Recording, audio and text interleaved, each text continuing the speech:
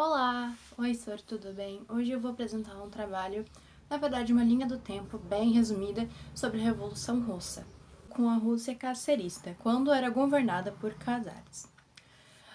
Quando o governo da Rússia naquela época era considerada feudalismo, mesmo o feudalismo ter acabado muito tempo antes, ainda a Rússia estava muito desatualizada, não tinha indústrias como estava fazendo tanto sucesso na época. Vários locais já tinha, outros países já estavam muito mais evoluídos e a Rússia sempre no feudalismo. Pessoas passavam muito fome porque o governador, que era o Nicolau II, ele só se preocupava em botar seus nomes nas guerras, em mostrar o quanto que ele era poderoso e capaz. Isso aconteceu também na Guerra do Japão, que ele se meteu basicamente só para mostrar que ele podia, para provar que nós temos forças armadas boas, nós vamos ganhar essa guerra, basicamente só para ter um poder mais ainda. Só que a Rússia não estava boa naquele momento para esse tipo de situações. Então as pessoas foram para a guerra com fome, não tinha alimento, não tinha armamento. Então basicamente eles perderam, foram à toa, mesmo sabendo que eles iam perder. Ele colocou as pessoas nesta guerra. Então ocorreu em 1905, é considerado o ensaio da Revolução, que foi o Domingo Sangrento. Foi uma passeata super calma, eles não tinham assim vontade nenhuma de causar terror, nada, eles só queriam mostrar seu direito, falar que eles são humanos, que estavam passando fome pro governador, né? Que o presidente ou o rei, tanto faz. Só que ele não levou muito a sério, ele não aceitou isso e mandou os militares do exército tacarem bala neles. Sim, morreu umas 90 pessoas a 100 pessoas naquele dia, sendo uma coisa que era para acontecer super calma, acabou em uma tragédia horrível.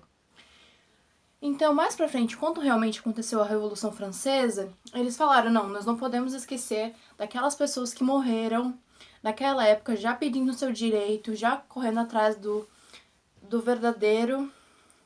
Então, não vamos apagar eles. Aí, ele viu que os protestos estavam sendo maiores, cada dia mais, com mais gente, mais pessoas aparecendo. Tinha o bolcheviques, que tinha como líder o Lenin, e também tinha o Bolcheviks, que seria os nomes dele a maioria e a minoria por causa de uma votação que teve. Então eles meio que representavam nesses momentos de guerra, de passeata, tal.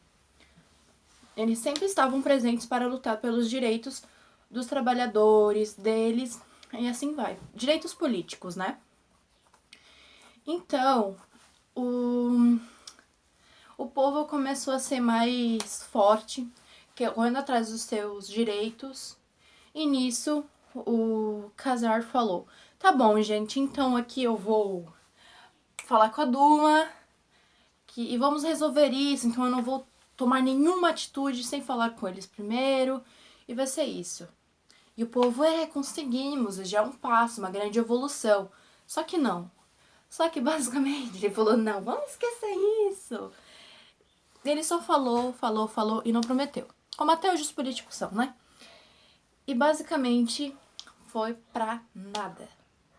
Então, os protestos começaram a vir mais forte, o povo se unindo mais, e ele se abdicou do trono.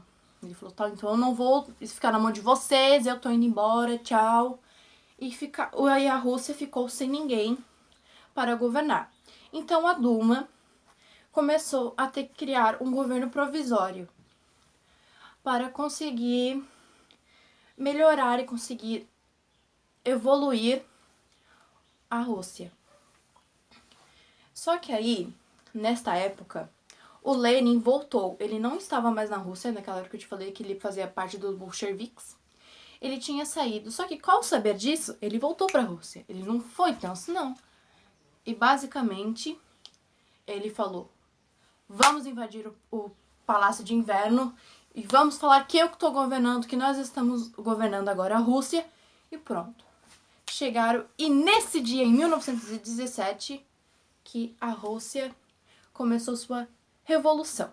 Vamos dizer que o Lenin foi bom para plantas, mas foi ruim para a industrialização, porque ele deixou a indústria ainda um pouco de lado e começou a valorizar e a dar mais bola para as plantas, para a agricultura. Nisso, ele começou a ajudar bastante pessoas, deu terras pro povo, deu comida.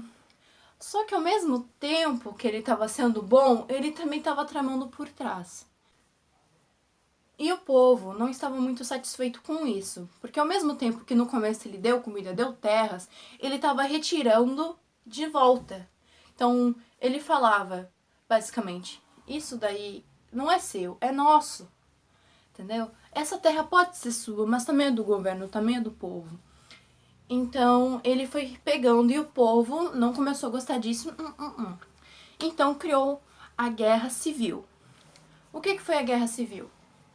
Foi dois lados. O Exército Vermelho, que era o lado do Lenin e dos bolcheviques, e o lado do Exército Branco, que era os bolcheviques, que eram meio que os inimigos dos bolcheviques no começo, e todas as pessoas que eram contra o Lenin naquela época.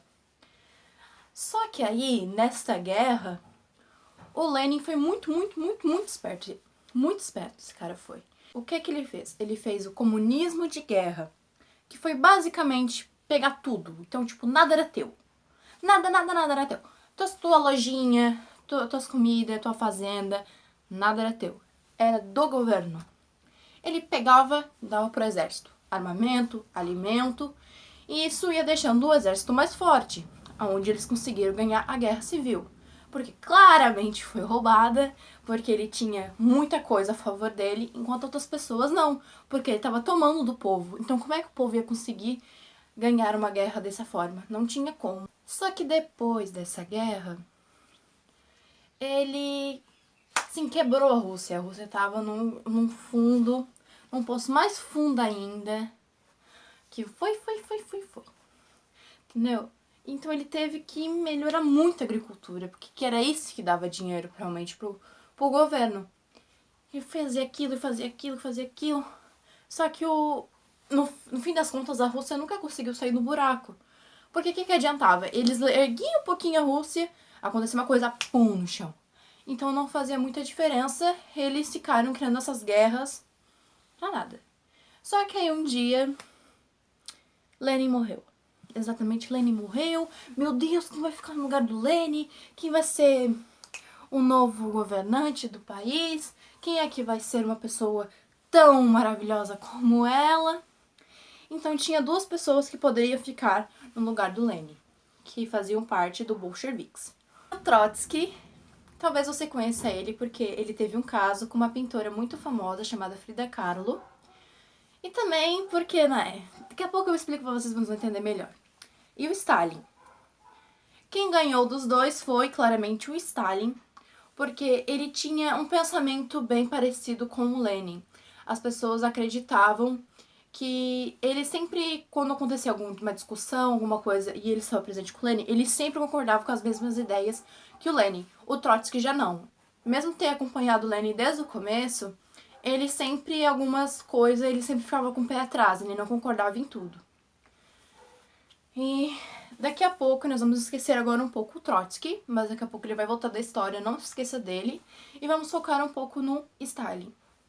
O Stalin, quando ele ficou no governo, no poder, ele criou o stalinismo.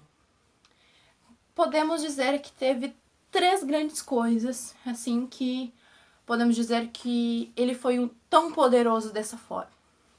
Primeiro, o plano quinquenais, que foi basicamente, vamos esquecer a agricultura e vamos focar na industrialização.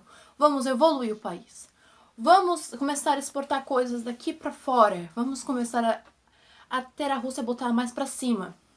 E nessa época, até que a Rússia tinha uma guerra infinita com os Estados Unidos para ver quem criava as coisas primeiro. Quem seria a primeira pessoa a botar o pé na lua? Quem seria o primeiro lança-foguete? Quem teria uma bomba nuclear mais forte? E nessa época, se eu não me engano, já se chamava União Soviética. A Rússia, que foi um movimento também super comunista daquela época. Vamos focar um pouco mais sobre o stalinismo, depois eu volto a falar sobre a União Soviética. O Stalin foi muito bom nesse lado de evolução do país em si. Ele trouxe faculdades, hospitais, bibliotecas. As pessoas que estavam no topo da pirâmide, vamos dizer assim, tinham uma vida super boa, super tranquila, mas as pessoas que estavam lá embaixo nunca saíram do buraco que a Rússia sempre esteve. Sempre passando fome, não tendo trabalho, sempre sendo desvalorizado nos seus trabalhos. E foi basicamente isso a vida inteira do pobre. Outra coisa também que o Stalin era muito bom era em fazer propagandas. Qualquer lugar que tu via, tu tinha uma foto do Stalin falando assim, eu sou uma bela pessoa, os animais me adoram, as crianças me amam, eu sou uma pessoa tão boa. Sempre pensando no poder político, no que as pessoas vão pensar dele, que ele era o tal, e sempre foi assim, né? Nessa época do Grande Terror, foi bem na Segunda Guerra Mundial, que todo mundo sabe que foi quando o Hitler queria matar os judeus, os negros, os homossexuais, por basicamente querer limpar a raça lá da Alemanha. E do mundo também, né? Porque isso acabou se espalhando pelo mundo inteiro. Hitler e ele também tinham umas coisas bastante parecidas, como o seu narcisismo, que sempre se colocava em primeiro lugar em tudo, que suas ideias eram as únicas que poderiam ter, e que quando ele se sentia ameaçado, ele matava a pessoa, mandava matar. Uma coisa que aconteceu com Trotsky, eu falei que nós ia falar dele de novo. O Stalin mandou matar o Trotsky porque ele se sentia ameaçado por ele. Ele até tirava o Trotsky. As primeiras vezes de Photoshop, ele tirava os Trotsky das imagens quando ele estava junto, pra meio que apagar ele da história, porque ele queria fazer de tudo pra apagar ele da história. Até que o Trotsky fugiu para o México e foi morar na casa de Frida Kahlo, junto com Diego Rivera. Só que quando descobriram esse caso que tiveram com o Trotsky, a Frida e o Trotsky, ele acabou saindo da casa dela. E nisso onde ele foi morto pelo Stalin finalmente, depois que ele saiu da casa da Frida Kahlo. Então ele matava todo mundo, ele colocava espiões na escola, nos médicos, em tudo que era lugar tinha espiões, pro Stalin ver quem concordava com ele, se discordava com ele, quem seria uma ameaça, e simplesmente executava as pessoas ou colocavam ele em campos de concentração. Diferente da Alemanha, os campos de concentração não era para exterminar as pessoas, era um trabalho escravo. Tu ia trabalhar lá, ou tu morria de fome, ou morria de frio, ou morria de tanto trabalho. E todos esses trabalhos que eles faziam lá, eles exportavam para fora do país. Por isso a Rússia evoluiu tanto quando o Stalin ficou ali. E também o governo dele durou tanto tempo por isso, porque ele foi uma pessoa que fez bem para a Rússia em si. Essas pessoas que não gostavam do Stalin não poderia sair falando ou sem falar uma passeata ou fazer um protesto, porque ele matava. Então todo mundo tinha muito medo do Stalin. E basicamente foi isso.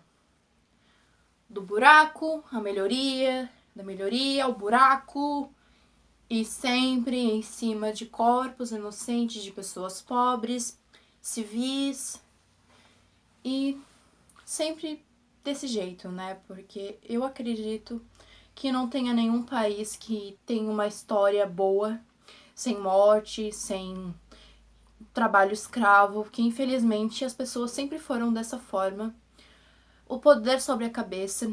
Pessoas narcisistas não conseguem controlar um país corretamente pensando em todas as pessoas. Eles só conseguem pensar no poder, no poder, no poder. E foi isso que aconteceu na história inteira da Rússia, praticamente. Foi poder em cima de poder. Luta em cima de luta. E ninguém conseguiu realmente colocar todos juntos no grande poder coletivo. Mesmo sendo algo comunista, algo que seria uma união, como já falou numa União Soviética, algo que era para ser uma união, Nem todo mundo estava presente naquela união. Às vezes os pobres começaram a criar isso. Como eu falei, no ensaio da Revolução, os pobres que foram para frente, os pobres que começaram a procurar, a pedir ajuda, a lutarem por seus direitos, entendeu?